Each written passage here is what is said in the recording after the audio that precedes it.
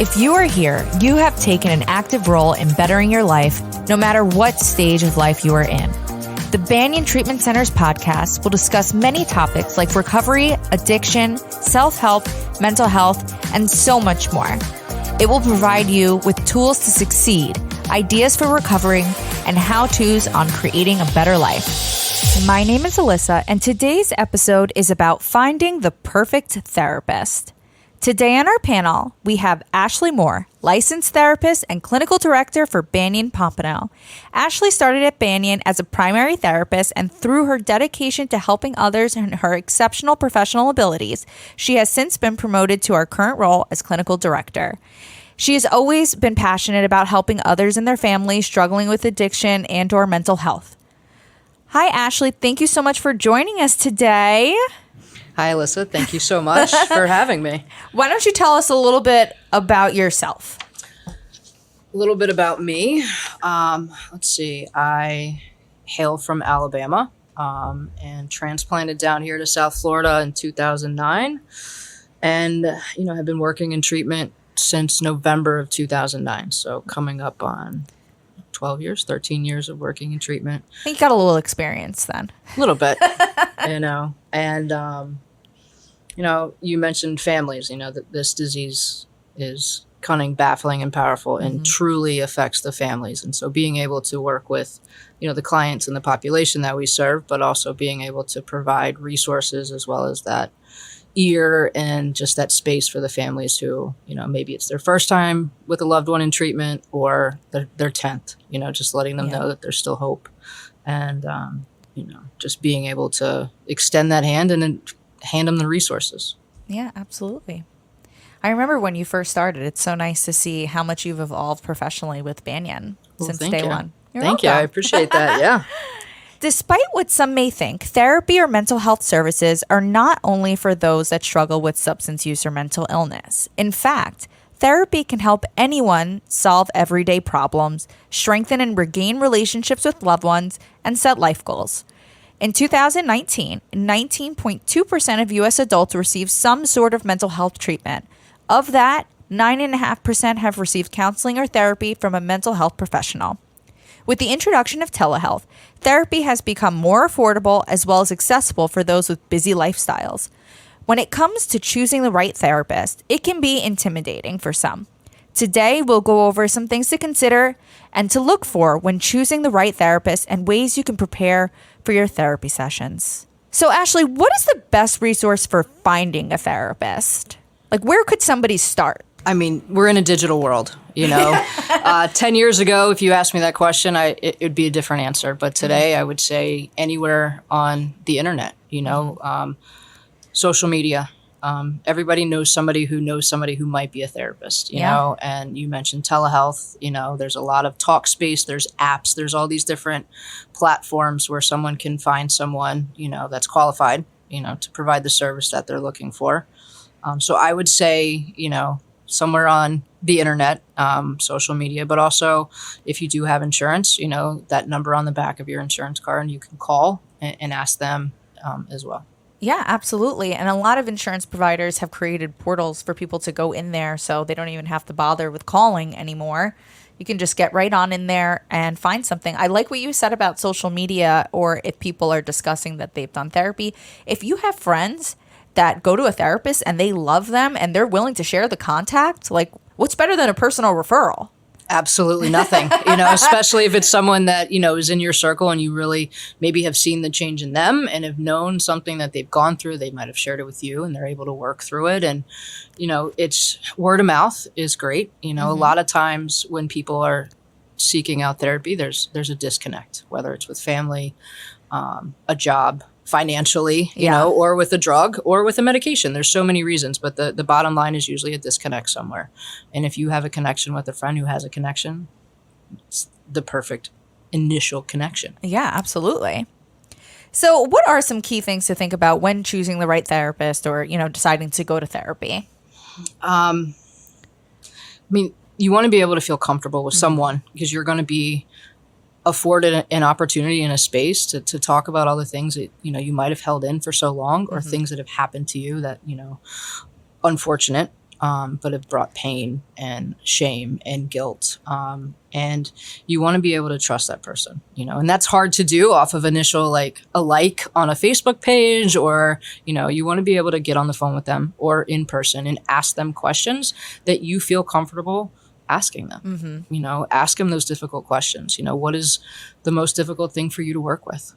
Every therapist has something that, might give them a little twinge, but we're capable and qualified to work through those things.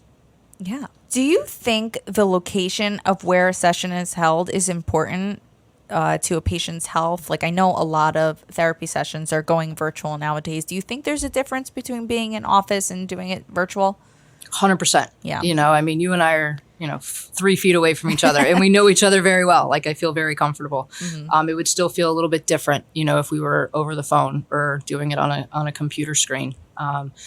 Most therapy offices, are very tranquil, very serene, might have some, meditative music going on, dim light. You want to be in a place where you feel comfortable and that person feels comfortable as well. And I would say look for someone who's got a little bit of a touch of who they are as a person, because if you're willing to share who you truly are, they will as well. And that will be reflected of when you walk into that office or even on a screen. If you're doing telehealth and there's a barking dog in the back, well, I'm probably not going to choose that therapist. Right.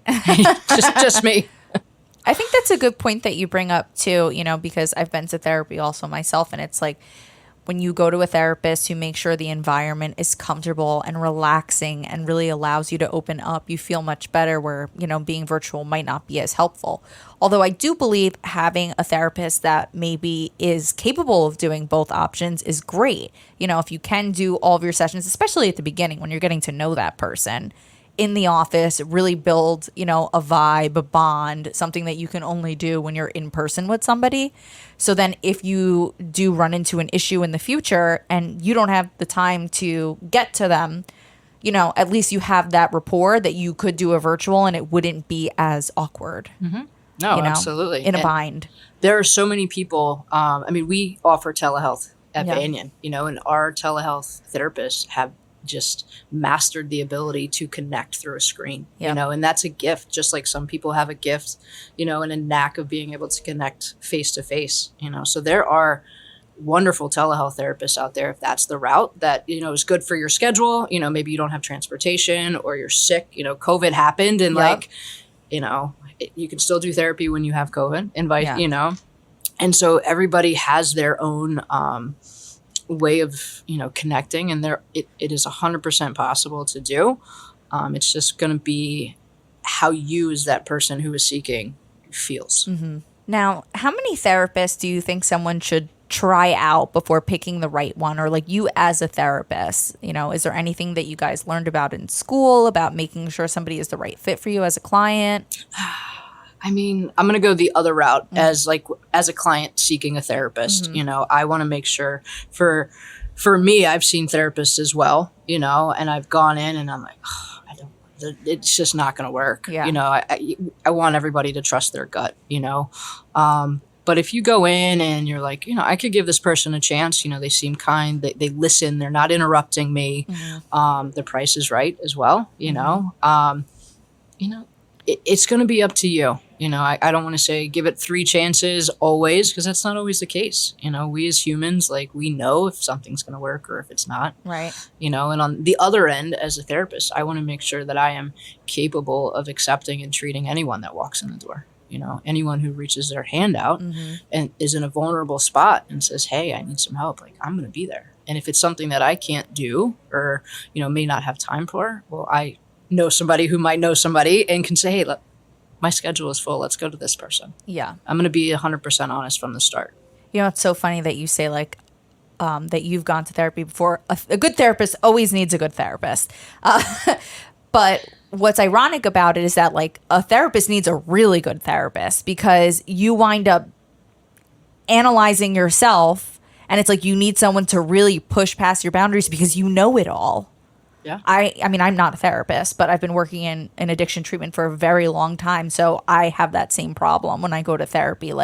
Unless that therapist is tough as nails, I'm there analyzing the whole situation and I make you feel like I know it's good. I don't need to come to you again. But it's like, no, I walked through that door for a reason. Right. And it's, I make a choice when I go there as a therapist going to therapy. Like, I have to leave my therapist brain outside, because then I'm not getting anything out of it. And I'm just doing everything, the reason that I'm there. I had a therapist, a very expensive therapist, give me the greatest advice ever. She said, you are in your own prison. You've put yourself there and you have the key. It's up to you when you let yourself out. I was like, well, here's your $250. But it changed my life, because that gives me the opportunity when I do go into therapy. And she's phenomenal. Been seeing her for, since 2009. Yeah, maybe you can give me her number later. Absolutely. And, like, she knows me and she understands what I do, and she can say, like, take the hat off, like, just be you. Yeah. Because, like, you're not that well. Right. Like, you came to me for a reason. Like, let's get real. And she'll say, like, you're back in the prison. And she's right. So what would you say, like, people can look out for when it's like, okay, I think I found the right person here? Is it just like instinct, you're connecting, or all of that? I mean, therapy isn't going to be fun, know, and somebody that can explain, like, the work that we're going to do is going to be arduous. It's going to be difficult. It's going to be painful, but I can guarantee you that on the other side of that, you're going to feel different, and the balance of life, like, for me to be able to feel joy, for you to be able to feel joy, we have to have experienced, like, pain and misery. The left can't work without the right. Mm-hmm. And so if I can't experience that, or if I choose not to, if there's too much blocking, a therapist that can explain that and say, this is going to be really hard, but I'm with you and we're going to work through it. Somebody that says, hey, we're going to get over this, I would walk out the door. Mm-hmm. Because if I asked you to jump over that trash can, I'd be like, sure, Ask, no problem. Like, why? Well, if you jump over it and you look behind you, it's still there. How many trash cans in your life have you been asked to jump over? They're all still there. And they're full of garbage. Mm-hmm. So if we work through it and seed through it, like, the can will be empty by the time that we're through. And when something comes that typically would go in the trash, you know what to do with it. Yeah. And so it's not going to be this gigantic crap pile, for lack of better terms, But you want a therapist that's going to explain things to you in that way, rather than just saying, yep, like, you've had a really bad life. That sucks. Talk to me about it. Like, I don't want to tell that person anything. Yeah. Why would I? No, I love that. It's like, if you're not uncomfortable, then we're not doing something right. Right. I want to feel like I'm in the hot seat to really dig through that layer, Because change happened. Like, change is the only thing that's constant. Yeah. In all of our worlds, and everything that got whomever to the point that they're sitting in front of a therapist, like, it's like treatment. Nobody got a postcard in the mail that said, hey, your life is absolutely wonderful. Come to South Florida. Like, I don't know anybody who came to treatment or goes to therapy when everything is wonderful. Right. And so, like, it's the tough times that give us the opportunity and the ability. So when things do get difficult, like, maybe we don't go back to that drink or that drug or stop taking that medication or self-harm or, I mean, the credit card, go shopping, mm-hmm. There's, Amazon, we were just looking to get something on a cart. I was like, that's so expensive, but I need it. I don't need it. Being able to just transparently talk to someone that's going to give you objective, non-emotional advice. Yeah. Because that's what I need. I don't want somebody as a therapist that's going to be like, oh, I'm so sorry that happened to you. Like, no, like, yes, but, like, tell me how to get through it. Right. I came to you for a solution, not for sympathy. Right. Something you said reminded me of, a topic that comes up constantly. It was like, you don't go to a therapist because everything's great, right? But, like, wouldn't it be nice to know that everybody had a therapist on hand for those situations? Because so many times people wait until it's like life is completely unmanageable. And then it's so overwhelming to try to have to find somebody that you're comfortable with to, like, help you with the problem and get past the awkward phase of getting to know each other and then actually get to the root of your problem. Like, people should have a therapist like they have a primary care physician on hand, mm-hmm. And because there are going to be times where things are great and you can go to that session and say, wow, like 6 months ago, I never thought I would be able to, like, sit here and tell you that I'm okay today. Yeah. Like, the impending doom isn't there. My heart isn't racing out of my chest. Like, all the bills are paid. Yep. And, like, I brought a coffee. Like I treated myself to something that I wouldn't normally do because of everything that we've discussed, and being able to have those moments because listen, it ebbs and flows, I mean, it's South Florida, a month ago, the gas was like $5, and now it's down, so everybody's having different kind of struggles. And so, it could be financial, it could be emotional, who knows what it could be, but having someone, like you said, that you've established that rapport with makes it a lot easier. Yeah, because it's awkward at the beginning. It's like going on first dates. Yeah. You got to like tell them who you are, and they have to learn who you are and know how your brain works. It's a process. Yeah. And that's why I think a lot of people, like, they go to therapy and then they give up on it too soon. But it's like, no, you have to get past this point for them to truly know how you think and how to help you. It's like a puppy. You get a puppy and it like pees on the floor and then it chews on something. But like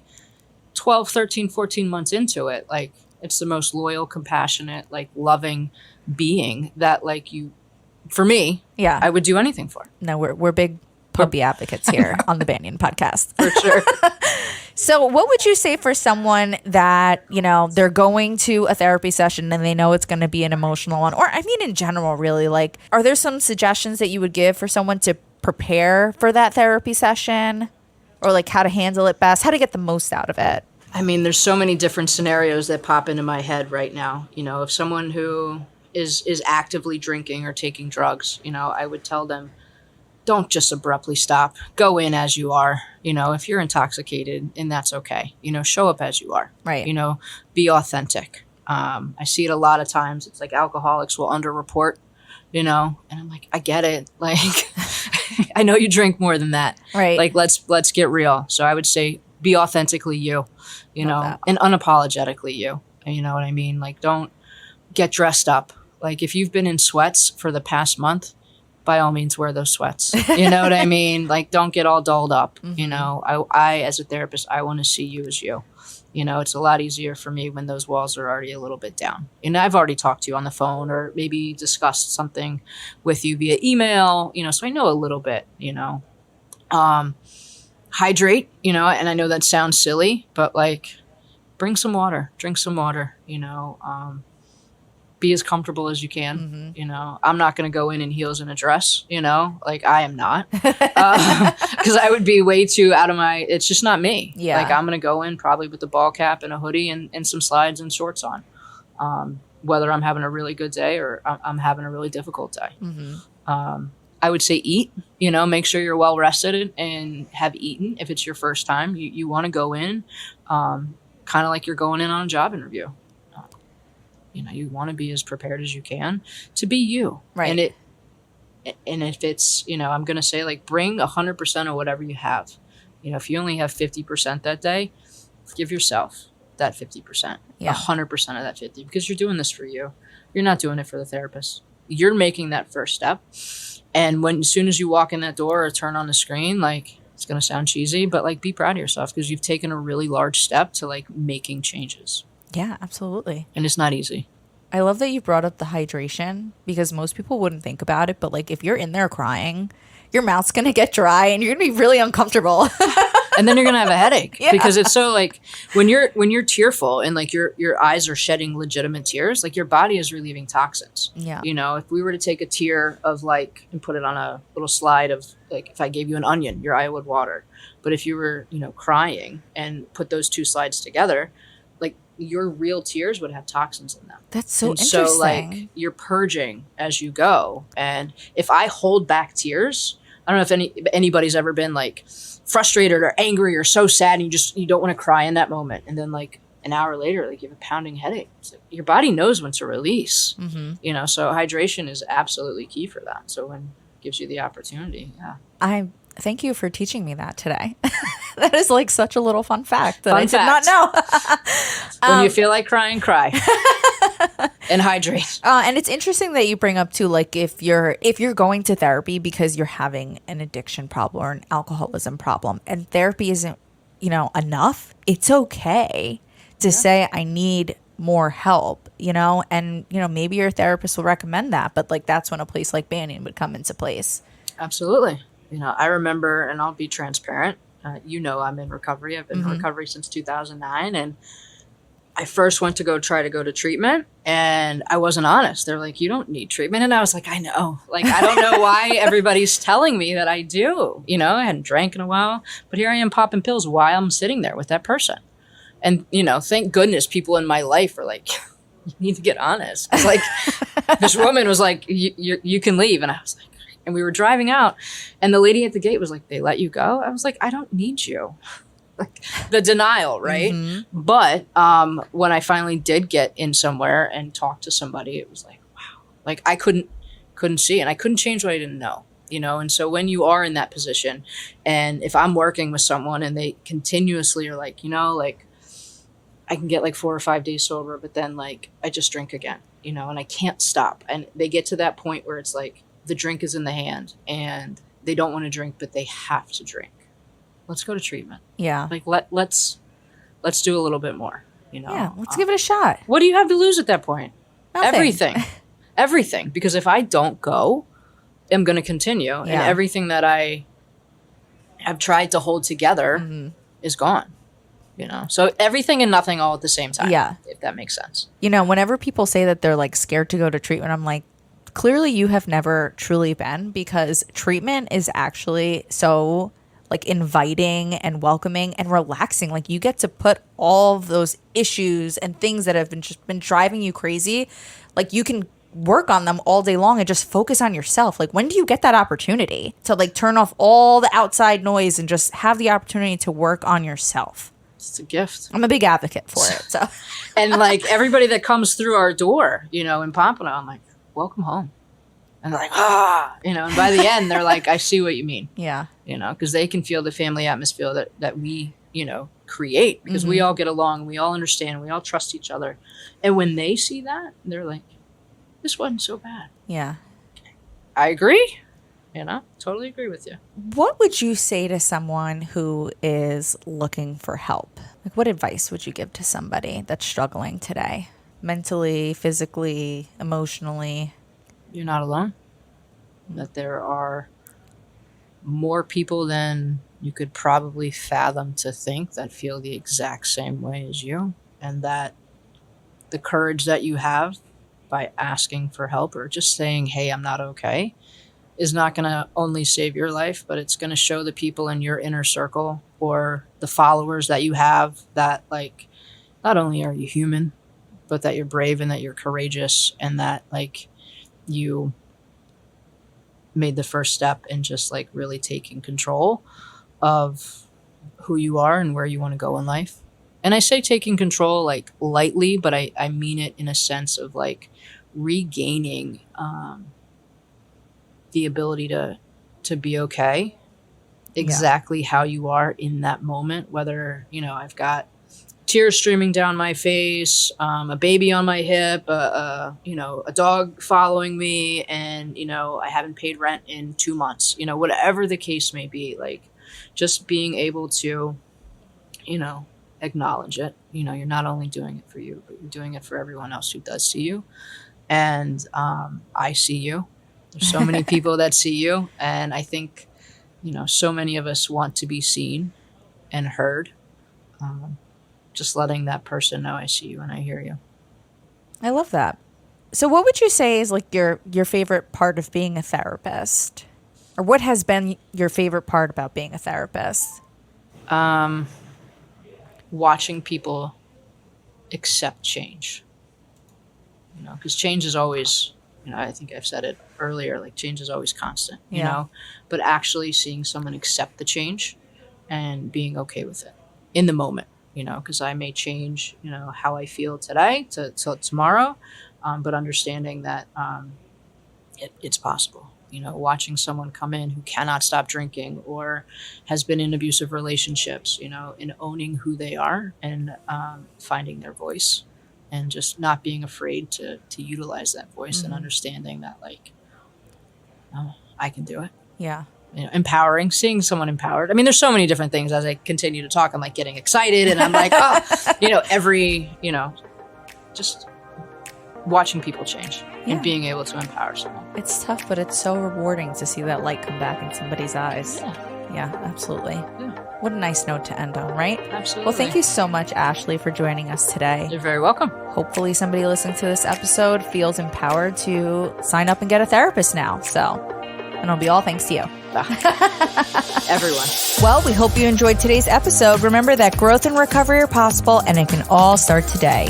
Be sure to follow us on Instagram and Facebook at Banyan Treatment Centers, and make sure you're subscribing for notifications of new episodes. And please don't forget to leave us a review. If you or someone you know are struggling, call us today at 888-515-7706. Thanks for joining us today on the Banyan Podcast.